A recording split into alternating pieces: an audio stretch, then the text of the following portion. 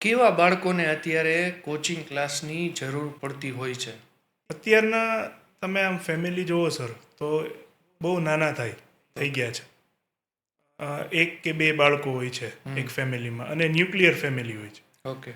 તો એ છોકરાઓ વધારે શું હોય કે ઇન્ટ્રોવર્ટ થઈ જાય. તે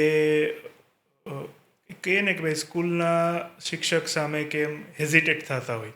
50 કે 60 છોકરાઓનો ક્લાસ હોય, એમાં હેઝિટેટ થતા હોય કે હું આ ક્વેશ્ચન પૂછીશ તો મારો મજાક તો નહીં બને. એટલે એ વસ્તુનું નિરાકરણ અથવા તો સોલ્યુશન છે એ તમને ક્યાં મળશે? કોચિંગ ક્લાસમાં. ઇટ મીન્સ કે બાળકોના સેલ્ફ કોન્ફિડન્ટને ઇમ્પ્રૂવ કરવા માટે કોચિંગની જરૂર છે. 100% સર. તમે અત્યારે જોશો તો શું થાય છે કે બાળકો સ્કૂલેથી આવીને પણ ઓનલાઈન સર્ચ કરશે કોઈ પણ ટોપિક.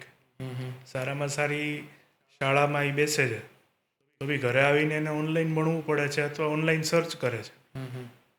તો બેટર છે કે કોચિંગ ક્લાસમાં આવે અને સારી રીતે ભણી શકે છે કોચિંગ ક્લાસીસમાં. કોચિંગ ક્લાસના એજ્યુકેશન માટે આપ બાળકોને શું સજેશન આપશો?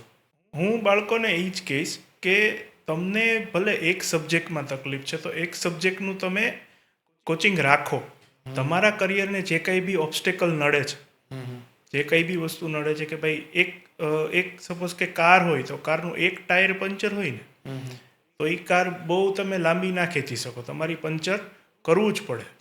એટલે છોકરાઓનો એક સબ્જેક્ટ વીક હોય ને સર તો એને ટ્યુશન રાખી અને એ સબ્જેક્ટ ક્લિયર કરવો જોઈએ, એ સબ્જેક્ટ સાથે કમ્ફર્ટેબલ થવું જોઈએ તો એ બીજા સબ્જેક્ટને સાથે રાખીને ચાલી શકશે.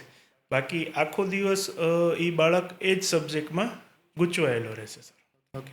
તો અત્યારે તમને એ પ્રોબ્લેમ ફેસ થતો હોય એવું દેખાણું કે ભાઈ અત્યારના જે સ્ટુડન્ટ્સ છે અથવા તો પેરેન્ટ્સ છે એના માઇન્ડમાં એવું છે કે ભાઈ કોચિંગ ક્લાસમાં જાય છે તો બધા સબ્જેક્ટમાં પૂરતું નોલેજ એને મળી જવું જોઈએ.